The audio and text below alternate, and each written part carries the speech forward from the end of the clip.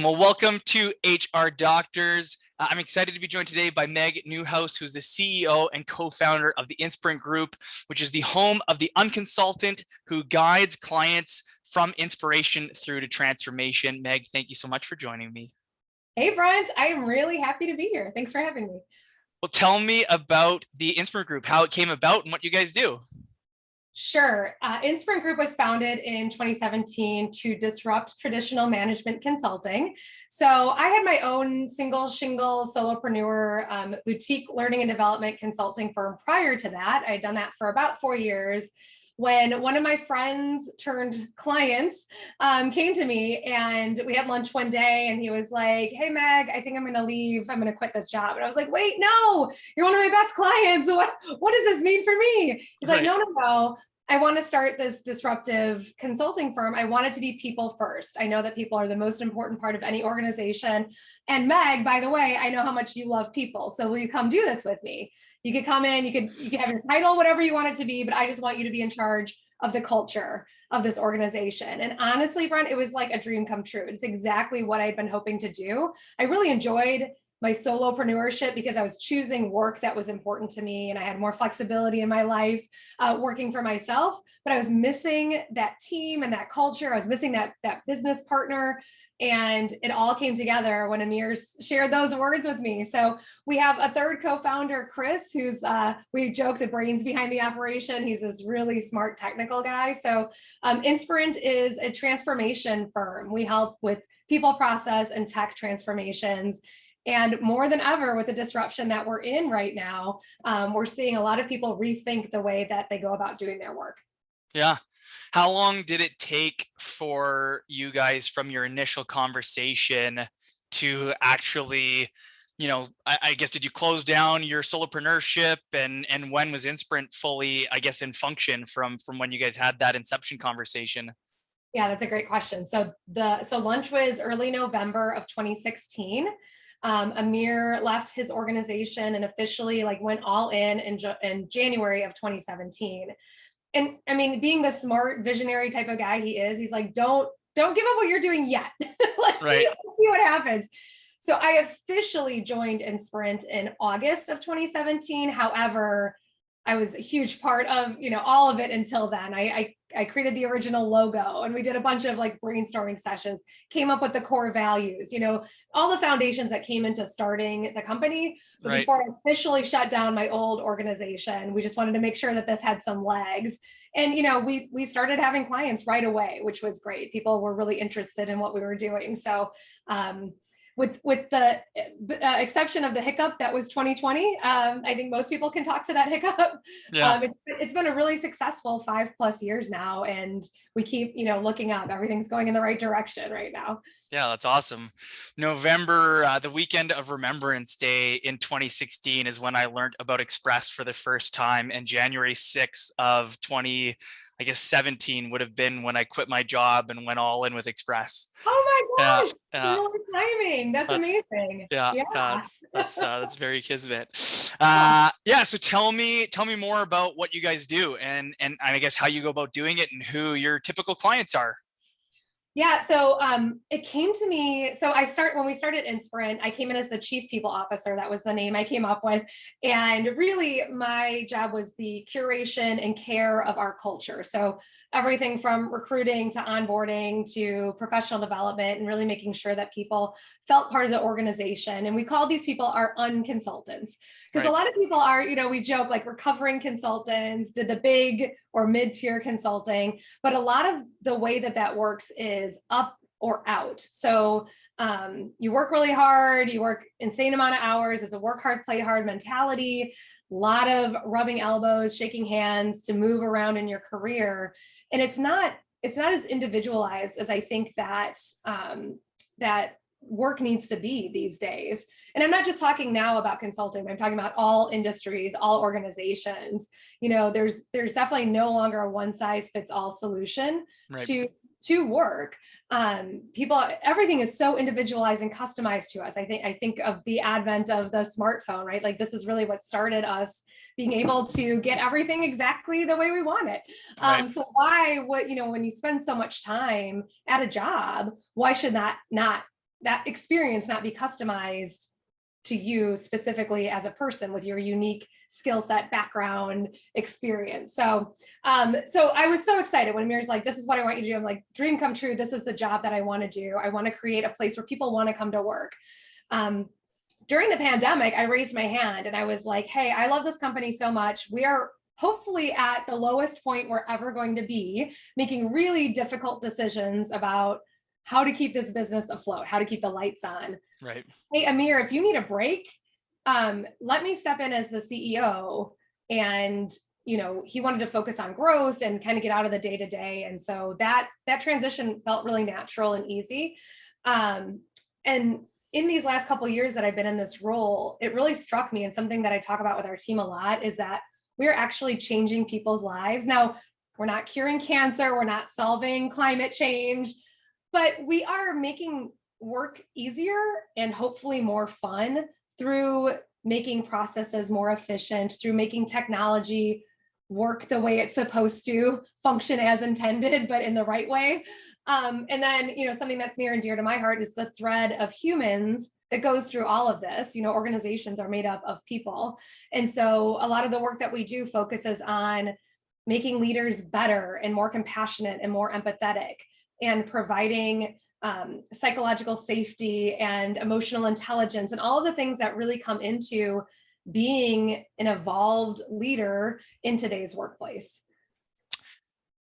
Do you guys typically get engaged by a client that is looking for kind of the three prongs that you offer? Is it, I know you talked about everyone's, no, okay, yeah, okay. So it can be just specifically for one specific area?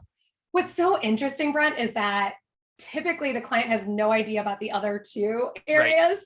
Right. They've engaged us for, an agile transformation. And it's like, oh, wait, you also do, tech implementation or data, data visualization, or you also do learning and development, so we're starting to, in year 5 here, finally bridge some of those gaps. What's cool though, is regardless of whether we were, engaged for a straight technology work or straight business work, again, we can always bring our people piece to it, and we can implement those, change management pieces that need to go in, or having the leadership talk about, the what's in it for me for the team, and just kind of getting everyone on board to make that more successful. And we've seen a lot of success in that. I mean, we have quotes from clients like, this was the most uneventful implementation we've ever had. We're like, that's the best compliment we could have received. We want to make a t-shirt out of that, right? Yeah. Like, yes, that's great. Yeah. That's what I'm talking about. Do you find, is there, of those three areas, one that tends to be your kind of sweet spot where you get engaged the most, and then the others are ones you're trying to highlight? Or I don't know if that's maybe like a fair way of putting it, but is it a 33, 33, 33 even split? Or yeah, where do you typically, I guess, get seen the most from your clients? So as best as we try, and as much as we have this conversation, folks still tend to lead with technology. They want the technology silver bullet that's going to fix everything that's wrong. And we go in with these conversations and we say, look, first, you got to look at your processes. You got to make sure things are doing what you want them to be doing.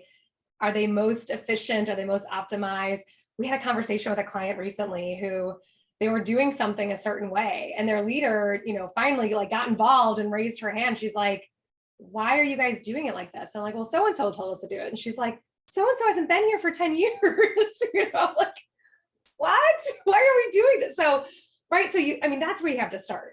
Are you doing things because you've always done them that way, which has never been a good reason, but even more so now in this disruption that we're in, now is the time to re-examine everything, because people are already disrupted. So really isn't now the time to look at all of your processes and policies and systems and make sure that they're right. So as much as we say, let's start with the process and then look at your people and make sure that you've got the right people in the right seats with the right skills and getting them what they need to be the most successful functioning in this process, technology should be last.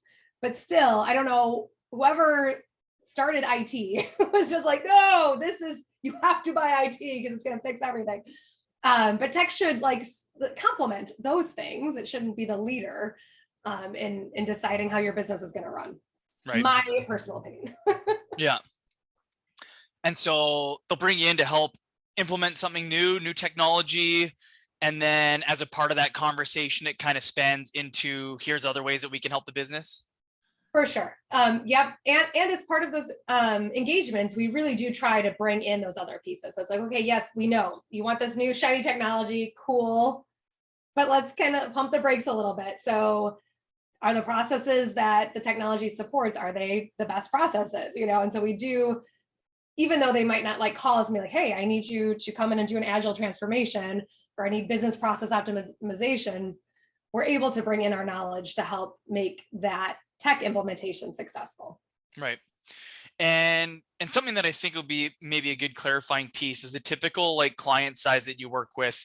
We're not talking about small businesses of like 10. You're dealing with large companies. Sure. Yeah. I mean, 10,000 plus employees generally. Right. We have worked with a handful of startups, but I'd say even those, the smallest organization I think we've done any sort of work with was 40 people, Right. 40 to 50. But in general, the clients that we work with are anywhere from 5 to 20,000. Yeah. Right. 10,000. Yep. Yeah. And so implementing these like, new technologies obviously is a huge undertaking for the company. And then I guess through that, like how is it the people side? Because that's the piece that obviously more connects with what we do. How does that people side like tie in when you're doing a technology implementation on such a large scale? And how do you like cross that bridge with them? Because it seems like two very different pieces. Oh, yes. But let me tell you my origin story and maybe that'll bring it all together. Sure. So I grew up in IT, but I was an instructional designer. So I got my master's degree in instructional design. And for those listening who might not know exactly what that career is, it's creating learning programs, for organizations. So it's you learn about how adults learn, and then you can create different training programs for that. So I loved it. I love writing, and I also loved being able to make a connection for people. And so technology was super fun because I was always the user advocate, I would say. And I was always thinking about, tech would want to be pushing out this, that, or the other to solve the problems. But I'd be like, well, what are the problems? What are we hearing from the actual end users? What other things do they have going on in their world that we need to be thinking about? So yeah, maybe we're pushing out this one new technology, but maybe HR is also pushing something else out at the same time. And maybe, right. It's fiscal year end. And so finance is going to be, totally like, this is not the time to change the email system or whatever, right? Like, right. About the human aspect of it. And that's really what it is. So seeing the end users as more than just users of a technology, but as actual humans that are affected, and thinking about how much, even since the start of my career 20-ish years ago, how reliant we are as knowledge workers on the technology that we use. And even some small disruption in that is really going to take time to adjust to. Right. Now, I think our recovery time is getting quicker the more that we use the technology. We're adapting and evolving as humans. But just being really mindful of the human aspect of that. So that, you'll hear that called change management. So when we're brought in for these tech implementations, we always talk about, well, how are you going to roll this out to people? Right. Like, and thinking about, you'll hear it called like the learner's journey. What does that really look like from communications, and when do you start those communications, to getting the end users involved early on to give feedback to the product that you're rolling out, and how actual use cases from different groups and how they actually use it, and being able to adapt and adjust before you roll it out. Technology for ages was rolled out in what we would call a waterfall fashion. So you'd say, I'm going to roll this technology out in 18 months. And then you just like go on this path and this plan and check all those boxes along the way. And by the time 18 months comes, the users are like, this isn't what we wanted. What are you talking about? How did this get here? So that's why you do it in a more agile fashion, where every 2 weeks you're showing a little demo of some piece of the technology. Feel like, oh yeah, that's great. Or no, that doesn't work. Or actually now we need this. So that's a higher priority than that other thing. Let's start going with this. And I love that, right? Because then you're really giving people, humans, what they need, and you're understanding how they work instead of just thinking thinking and giving them something and having it be totally useless, because then you've wasted so much money. People are going to come up with all these workarounds and make it work for them. And user adoption is going to be low because they're going to be complaining about how horrible the technology is because it wasn't created with them in mind and it wasn't communicated effectively. And you didn't ask for feedback about it. This is a very long-winded answer to your question. No, it's great.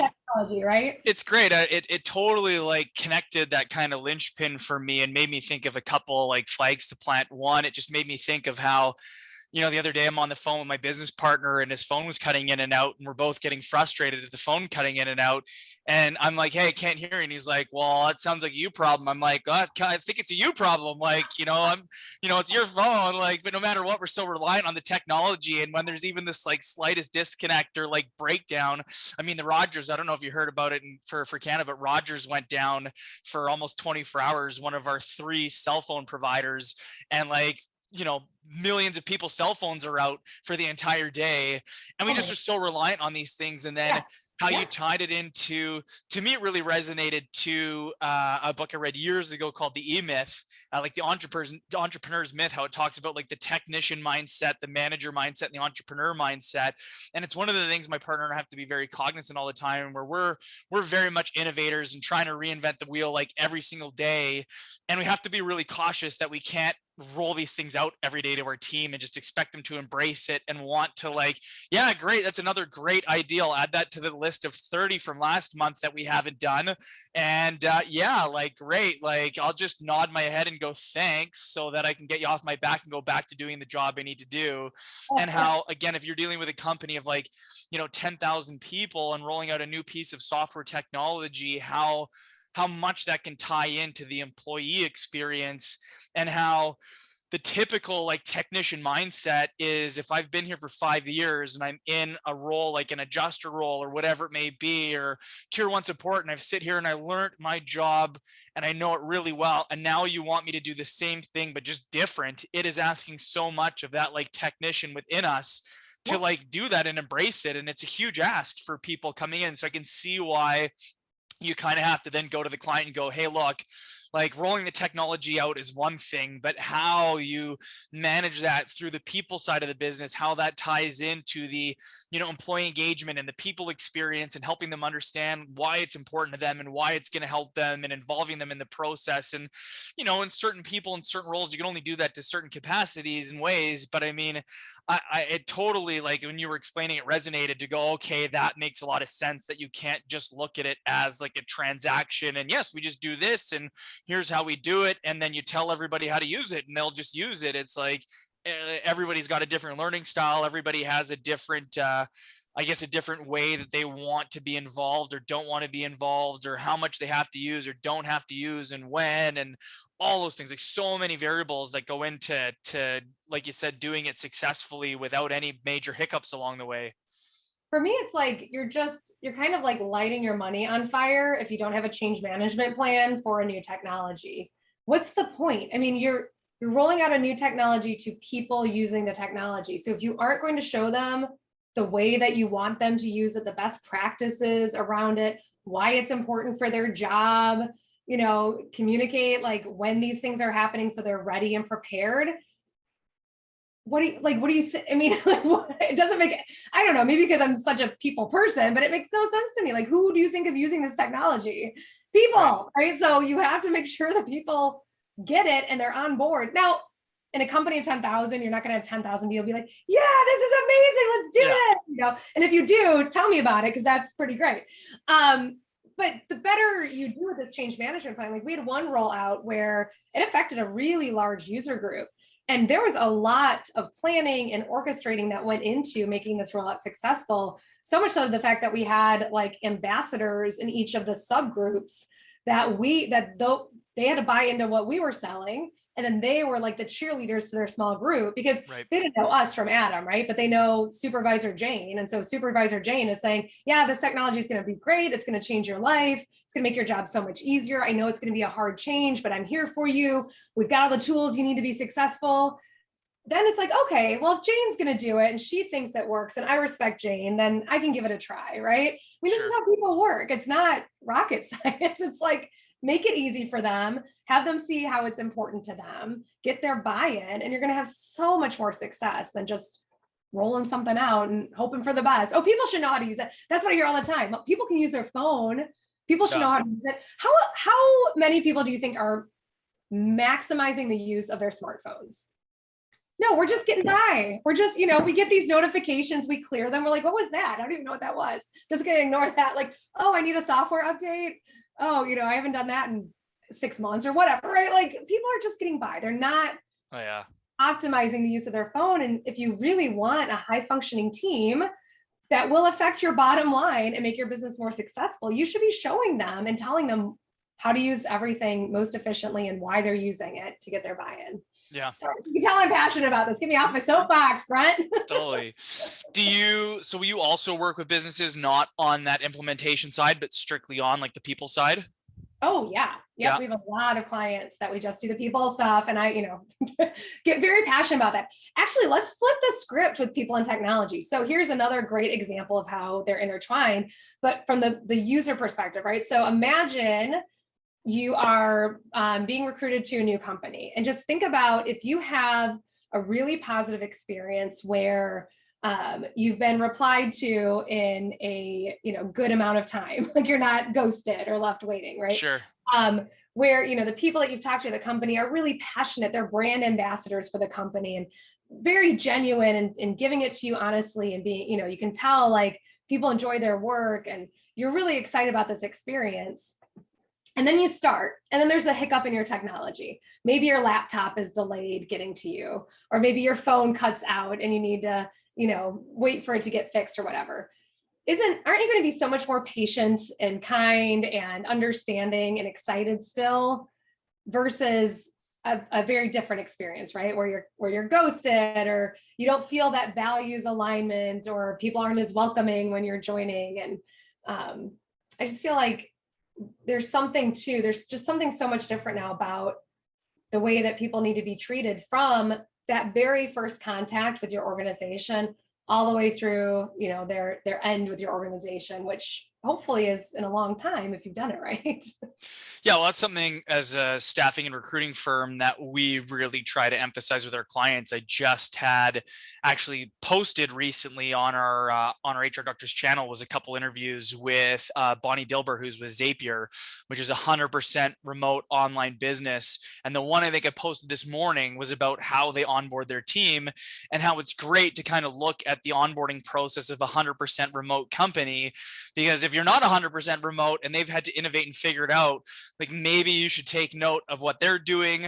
Again, as a staffing and recruiting firm, I talk about the 3 pillars to a successful hire. The first being the company having a defined vision and mission and culture and values and onboarding and training, performance management, all these different tools in place so that when we recruit on their behalf, and in fact, before we go to recruit on their behalf, that we are able to ask tons of great questions through our discovery process to really truly understand who the company is, what the need is that the organization is seeking for assistance on, how we can go to market and attract the right level of candidate, and then tie that person in. And ultimately, when a candidate doesn't work out, often the finger gets pointed at us because we're the service provider that helped them recruit. And it for sure can be our fault if we miss something. And I use a principle called the 100 and 0 principle, which is 100% accountability, 0 excuses. And there's a couple different pieces that go into it. But, we always look to be introspective in those situations. But I'll go, okay, on the front end of the recruiting side, how did we do? We interviewed, you interviewed, somehow this person got an offer of employment. Was it something that we missed on the front end? And if so, or maybe we were looking for the wrong thing. We went through discovery. We all thought we knew what we were looking for, but after hiring this person not working out, we've realized that there's something else that we actually needed. Okay, let's change our path. There's the intangible of the candidate of, we kind of touched on it briefly in our pre-chat of, people having their own like values and culture and mission and all these different things. But ultimately, it really, to me, the success comes down to how the company sets that person up for success, right down to their very first interaction, whether they're using an agency or not. If somebody applies, do they get a message from you saying, thanks for applying, but you're not a fit? Or do you only contact the people that are a fit? If you've interviewed somebody once and you're not going to move forward with them, do you let them down down in some way, shape, or form. Once you do offer the job to somebody, have you explained and articulated what that first like onboarding process is going to look like, how many days, weeks, months that's going to look like? And again, if you've gone through all that and there are hiccups, I think people be a lot more, accommodating and forgiving of those challenges when they know that there is a defined process and this is just a blip along the way, or are they coming in somewhere where they, kind of had the wool pulled over their eyes. And I think, as we're touching on that, the same to me goes to the job seeker or the new hire, where digging in and uncovering all those things are equally as important, if not more important, for you, the person going to be taking the job, to make sure you're really aware of how the job really aligns with what you're signing up for. Absolutely. I mean, that's part of the revolution that we're looking at right now. We are definitely in the midst of a workforce revolution. I think about the early 1900s that we saw the Industrial Revolution. So this is happening now in the 2020s. So it's so cool to think about how this will be written in the history books. But it's an employee's market. So right. I think you're absolutely right. Just to echo that, you have a lot of choices right now as an employee, and thinking about where you want to be. And to echo what Brent was saying about, making sure that your values align with the values of your company. We talk about that all the time, but you have to know what your values are. And I think often a lot of times people don't sit down and think about that for themselves. So it's really 100%. In this time, we're talking about the Great Resignation. The Great Reflection is something that I keep thinking about. People are really thinking about what's important to them. I have a couple of good friends that moved their families out of the snowy Chicago because they're like, I hate the winter. Why do I live here?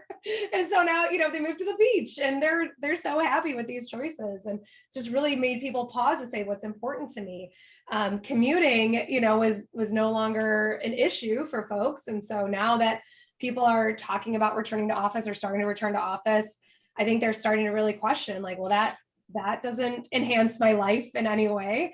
Or there's people who do love the commute, like the quiet time, and that's cool. But, just really, as a job seeker, you have a lot of choices. And so being an active participant, in doing your research and meeting people and talking to people, and not being shy to really get your questions answered to make sure that it's the right fit, and it's good on both ends. Mm-hmm. Yeah, and you touched on some really great stuff that I've made some notes on here to circle back to, specifically that great reflection, because I think that to me is the best way to put the proper spin on the Great Resignation, which I was not a fan of. But one of the things I wanted to circle back to was specifically with you guys at the Inspirant Group, how you've got that full remote work from home, you've got that unconsultant, like you guys were disruptors in your own space. And I think, again, that ties into that people piece that you guys help your clients with. Can you share a little bit about your approach when you bring new people on and that unconsultant feel, and just how you guys have, I guess, innovated to be able to attract and retain the best people for your organization? Yes, I would love to. So we were founded as a remote first company in 2017. So when the pandemic hit, it wasn't too shocking to us, at least from this perspective. We were used to meeting via Teams or Zoom, or we were Google Shop to start. So Google Meet was how we were originally meeting. But in our employee handbook, we called it a camera on culture. So, when you're meeting with your team, have your camera on so you can connect in that way. Something else so we established our core values very early on. It's something that we talk about very frequently. We have behaviors associated with the core values. So we talk about that as part of the interview and onboarding process. And then we have core value awards that we give out annually, but every quarter we talk about who's been nominated throughout that quarter and for which of the value awards and why. And so we are talking about those very frequently and in depth with the team. Something that was important to me. So when I was a solopreneur, single shingle, I was in the States, we call it a 1099 contract-based worker.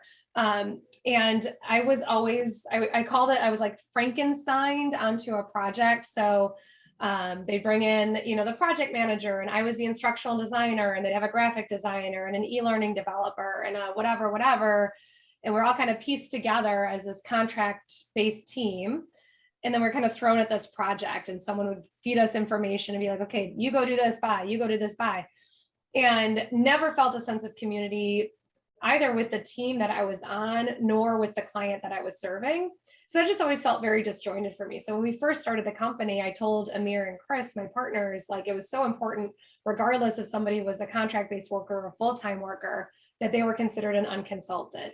And they were part of the culture as much as they wanted to be. So, we can't force our contractors to do certain things, but we want to offer it to them. And so that's what we do. We've done that since day one. So what that looks like is for onboarding, they have a, customized, personalized, camera on onboarding experience where our head of people and culture, our operations specialist, and oftentimes I jump on just to welcome to the company, give them a background of the company, give them their, some logistical things about it, but just, let them know what the unconsultant culture looks like, talk about our core values, and then talk about the fun things that we do. So every month we have a monthly celebration at the start of the month for birthdays and anniversaries or new babies or new homes or whatever people want to celebrate, new pets, or whatever, like grandma turned 80, those types of things. And then 2 weeks later, we have a lunch and learn. Everyone's invited to that. And so we have a wide variety of topics that we facilitate, or we bring in outside speakers for. We ask our team if they have any knowledge that they would like to share. They're automatically then put into a groupie chat. So we did buddy chats where it was one-on-one for a while, but we realized that if someone got busy or wasn't pulling their weight to bring it together, then that person didn't get that holistic experience. So now we have small groups of about 4 consultants that change every month. And one person's assigned for setting up the meetings. And then you just get together for 30 minutes or an hour. You can talk about work, you can talk about stuff outside of work. It really doesn't matter, but that's just a way for them to get in and get to know people that way. And it just changes every month. We have quarterly all hands meetings. So once a quarter, typically virtually, because our team is spread all over, but sometimes we will get together in Chicago, and whoever can make it is welcome to join us there. Full day of programming. Again, we talk about the state of the firm. We talk about our financials. We talk about our clients. We have people present on the different projects they're working on. For the first time ever this year, I told my partners, like, we've made it when we have an offsite retreat. So this October, we're doing a 4-day offsite, and all of our unconsultants are invited, regardless if they're full-timers or contract-based workers. And we've got several days of programming. We've got, evening events. We're taking a half day where people can go to the spa or go horseback riding or go golfing or whatever they want to do. Yeah, just as a way to kind of celebrate. So those are just some of the things that we do. And, we, if I dare say it, we have had a wildly successful run of it. We're about 30% full-timer, 70% contract-based workers, but our contract-based workers have longevity. They are very talented. If you worked with contractors before, the good ones go fast, they're really never available. So we consider ourselves very fortunate that they are constantly seeking us for their contracts. We have folks that have been with us for 5 years and continue to want to work with us, which is amazing. We also just got certified as a great place to work in the US, and our scores were 100% satisfaction with all of the questions that were asked. Awesome. And I think that the US average was like 57%. So I sit back and I look at that and I'm like, I think our experiment's working. Right.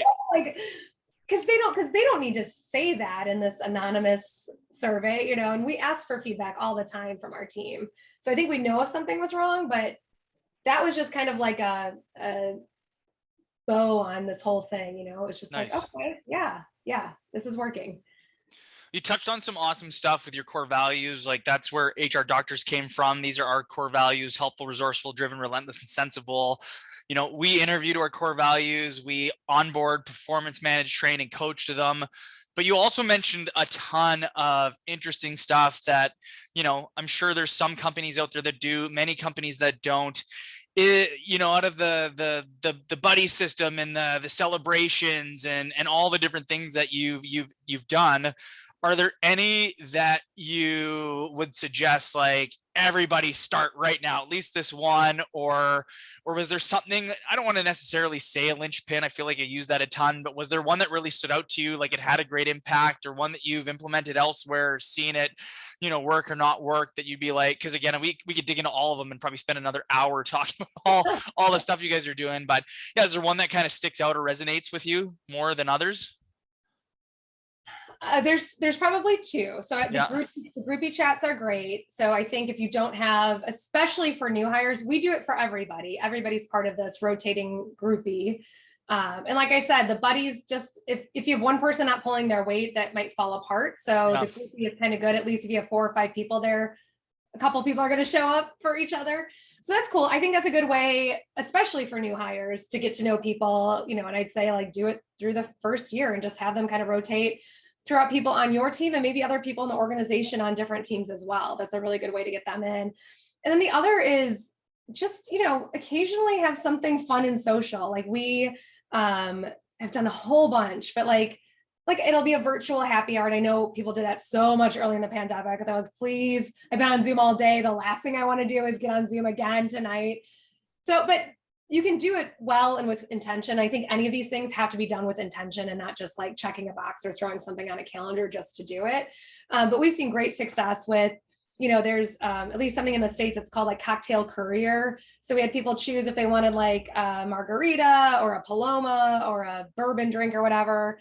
And then we would ship a little box and it came with all the mixes and all the things. And then we hired a company to do like a customized game show for us. And it was a blast. And just like being able to laugh together and just have a little bit of fun. And, we had everyone do kind of like an intro video. So we didn't spend the whole time like saying who we were, but like you could play this, 2-minute video that like everyone had a second to introduce themselves and say what they were working on. So I'd say just try things and you'll see kind of what things stick, but also have a variety.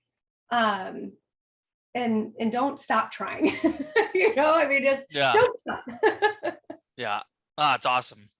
I think that's like a great segue. Obviously, it sounds like you're doing tons of great things to support your team and ensure that your team has a really good employee experience. And I think, as you mentioned before, there was the great resignation that we would continuously hear about. And I had a real hard time with that term. I felt that it gave a negative connotation to the employee and that it was, people just quitting their jobs for the sake of quitting their jobs. I'm fed up and I'm gonna quit. And that means that there's no like forethought. There's no, I guess, process in that. And I think, again, that's a negative representation of the traditional or of the typical person that went through that. And to me, I think it was you that actually said it to me first of how it was the great reflection. And to me, that really resonated with the people where that linchpin was pulled, as much as I'll use that again, where when COVID hit and people were able to work remote and then realized that they could do it and they could do their jobs.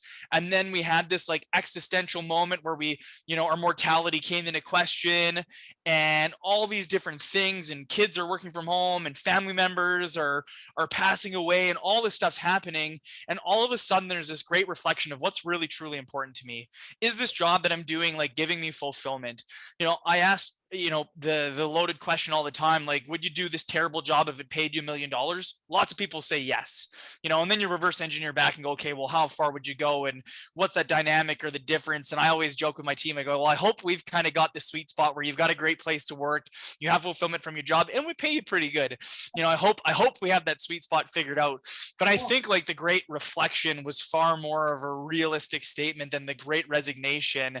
And just wondering, like, obviously you're on that side, you're working with these large companies that probably experience that a lot more than maybe some of the clients in our market, and just what your kind of thoughts were on either that great resignation or reflection and the next gen workforce, so to speak. Yeah, as I mentioned earlier, we are definitely in a workforce revolution, and I personally think it's so exciting to be a part of it.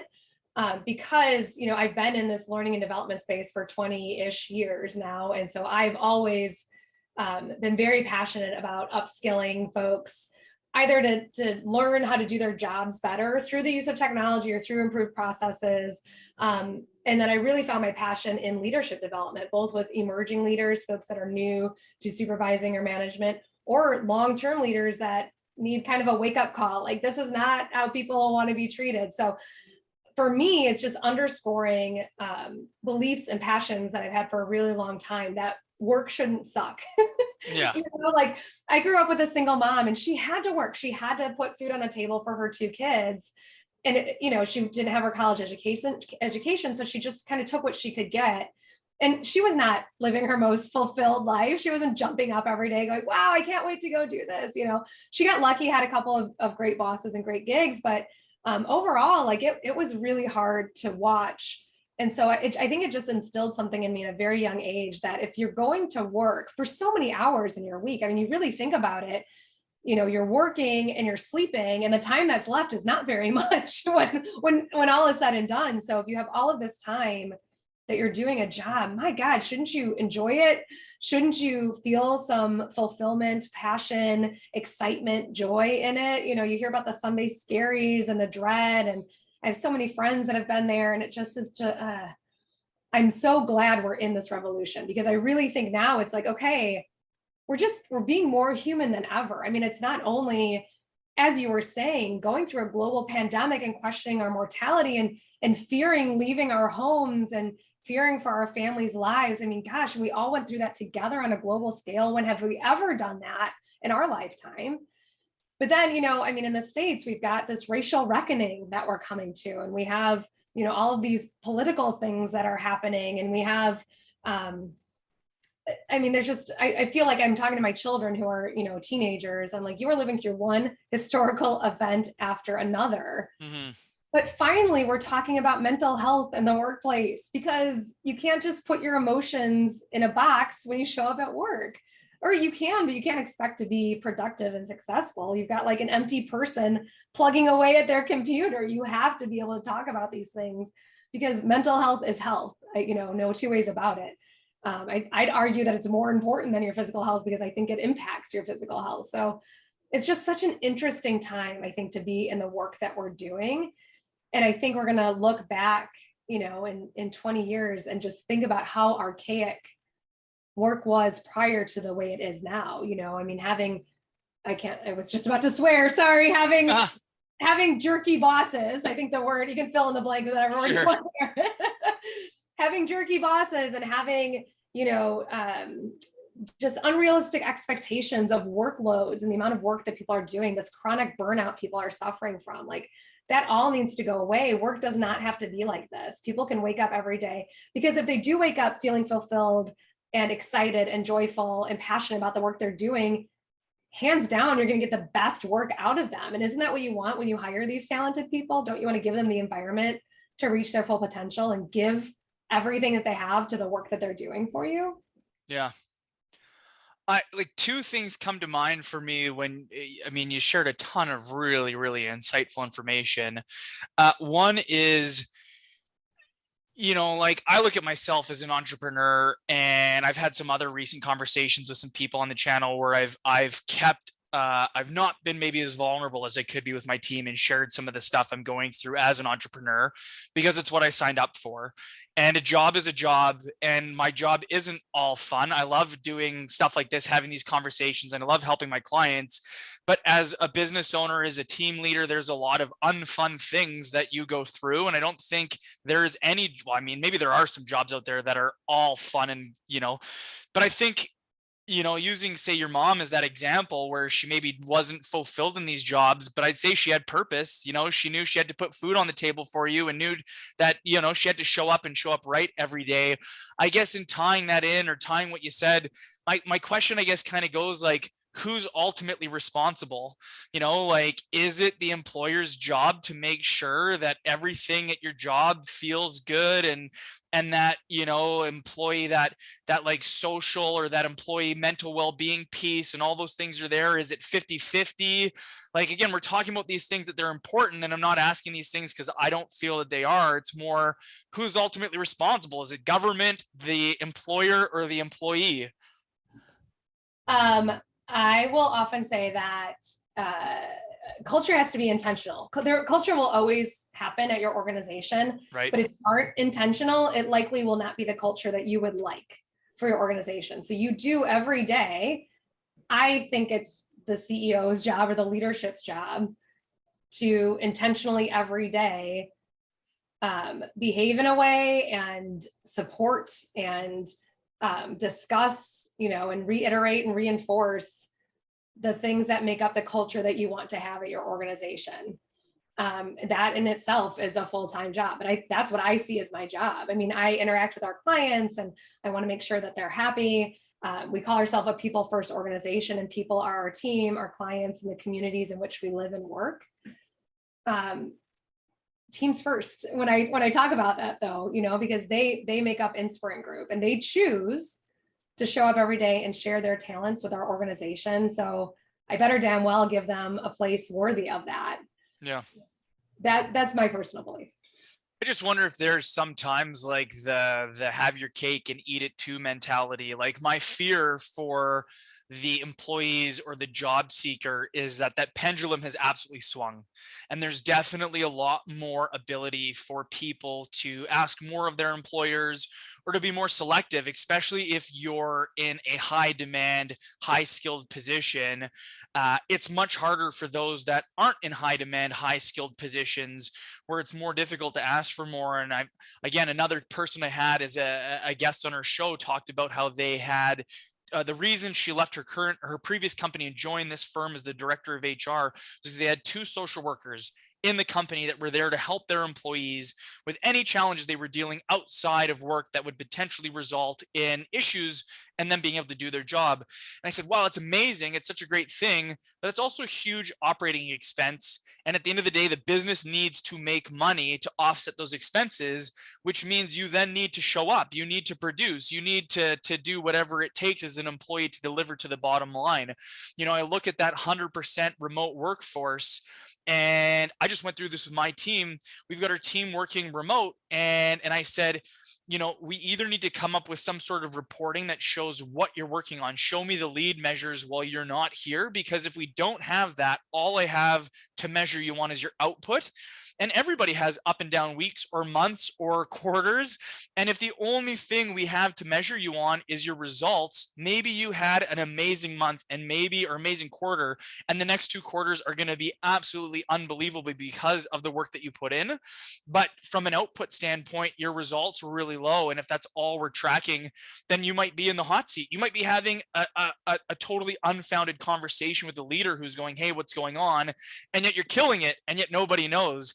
And so again, I just like, to me, there's like almost like a fear piece for employees or job seekers. And I think it ties into them kind of being responsible for themselves and controlling their part of the process and making sure that they, know what they're looking for, join the right company, know what's expected of them. And I guess also know that I don't know if there are jobs out there that don't have the unenjoyable bits, I think everything has that. And for us to maybe want all that is maybe setting ourselves up for failure. And I'm fearful that can result in that pendulum swinging really harshly to the other side, where the companies go, you know what, we have to do mass layoffs. We did all these things. We did all this stuff to try to really engage your team. Unfortunately, we spent the money. We don't have money to keep the doors open, and we have to let you go. So there has to be this balance in between. I agree with you. I have to tell you, of all the initiatives that I listed off, not many of them cost us money. Sure. Yeah. So it's time and it's dedication, so you could say time is money.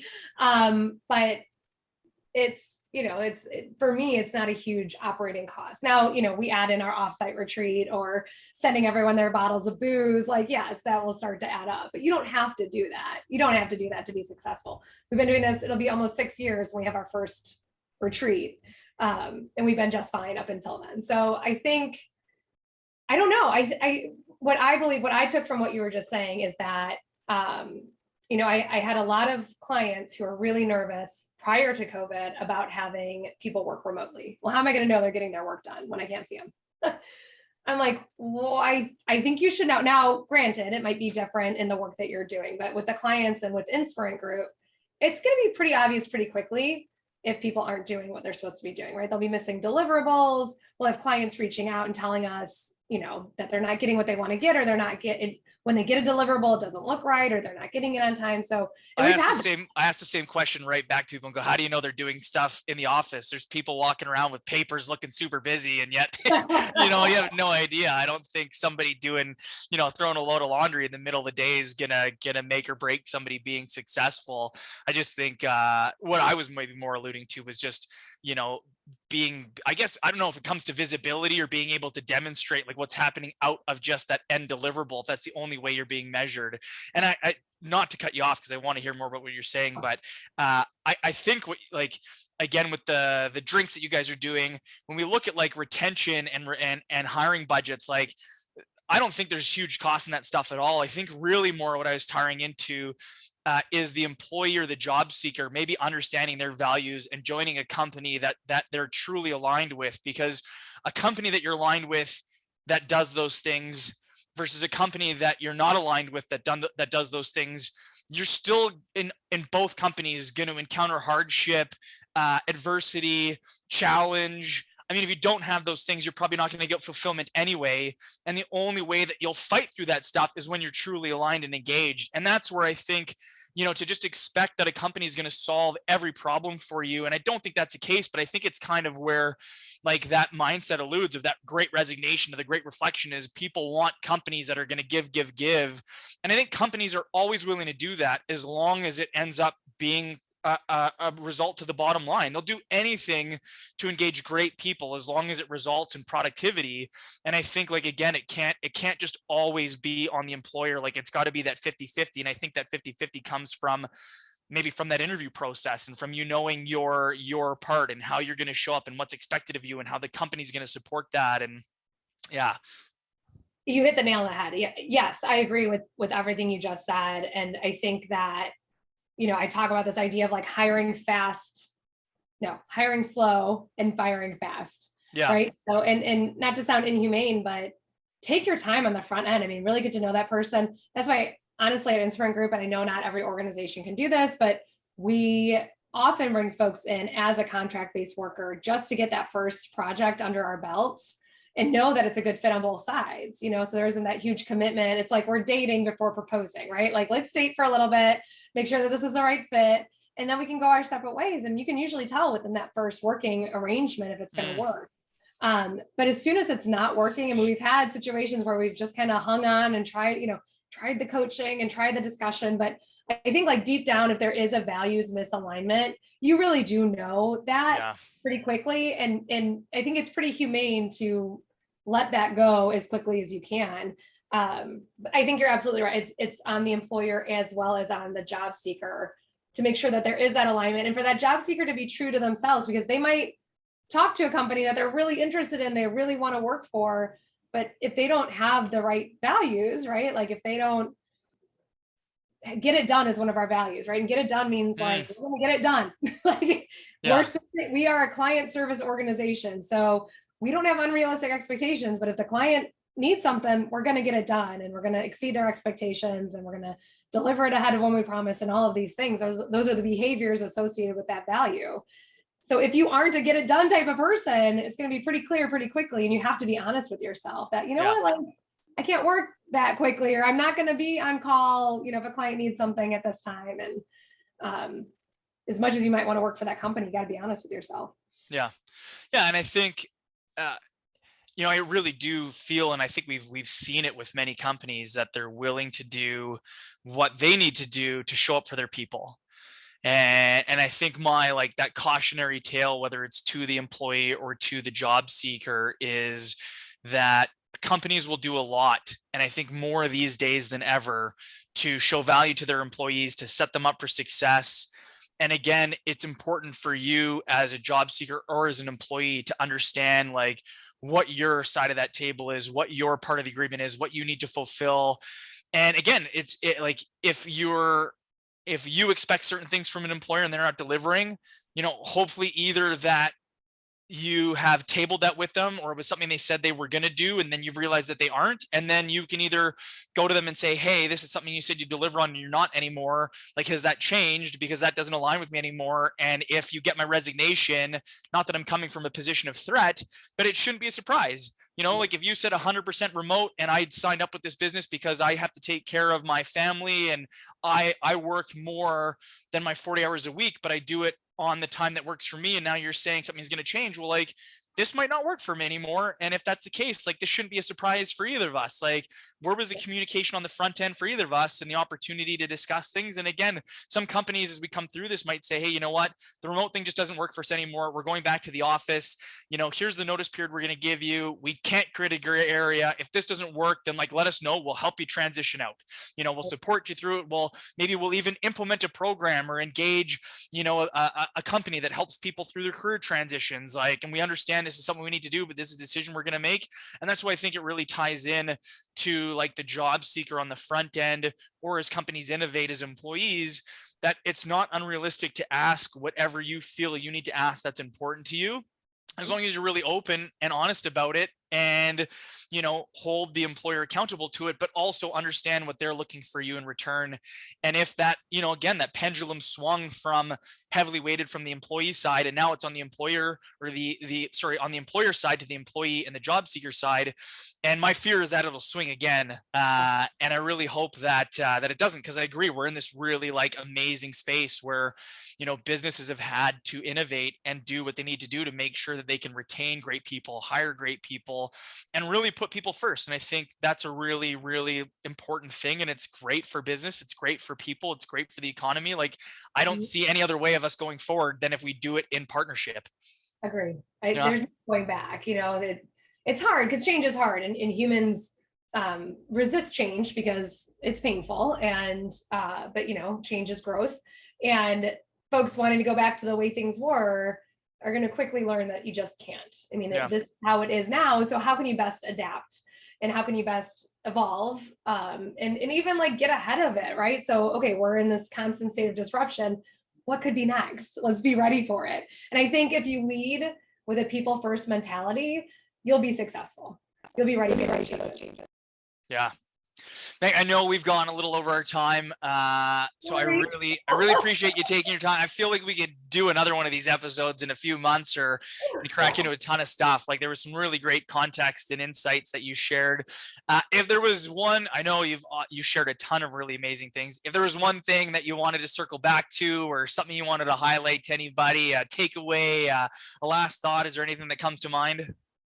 Yeah, I'd say, to the employers, and part of this recruiting process, hiring slowly. If you're making the right hires, trust your team then to do the job that you hired them to do. And when you do that, when you give them the autonomy and the agency to make their choices and work from where they want to work and when they want to work and how they want to work, if you see them delivering in the way that you expect, then you can trust them to do that. Hopefully you're hiring a bunch of capable adults, and you don't need a babysit, right? So that would be one of my takeaways for you. Amazing. Well, again, thank you so much for joining us. I really appreciate you taking the time to speak with us, and I hope that that anybody that saw any of our clips here get some valuable insights and hopefully make some changes in their organization. I hope so too. I appreciate the time. It was great talking with you. Thank you. Awesome.